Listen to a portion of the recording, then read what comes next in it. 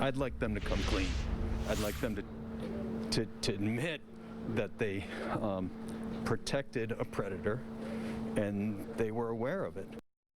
New at 5, victims of sexual assault by Ohio State University Dr. Richard Strauss say they refused to be silenced and today took their anger directly to the OSU Board of Trustees. The victims staging a protest outside the Longaberger Alumni House says the board was meeting inside. Colleen Marshall been following this for a long time.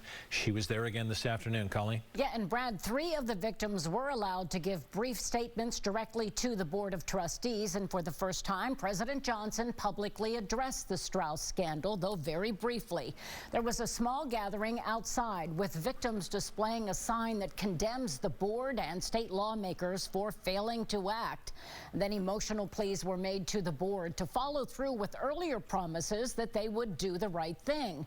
The lawsuits filed by hundreds of sexual assault victims who accused the university of failing to protect them through 20 years of abuse by Dr. Strauss were dismissed because the university asserted the statute of limitations.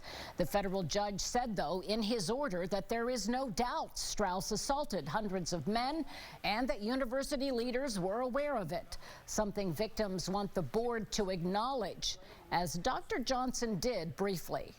On behalf of the entire Ohio State University, I'm deeply sorry.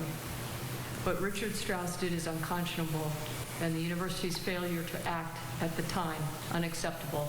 What if this was your child? Would you guys let anybody treat your child the way that you're treating us? I don't want to be angry at you. You're better than this. The OSU that I believe in is better than this. I want you to listen to us. I want you to know that the OSU of 20, 30, 40 years ago is the same OSU of today. And I'm really concerned that if you have another Richard Strauss, that based on the actions that I've seen from 2018 on, nothing is going to change.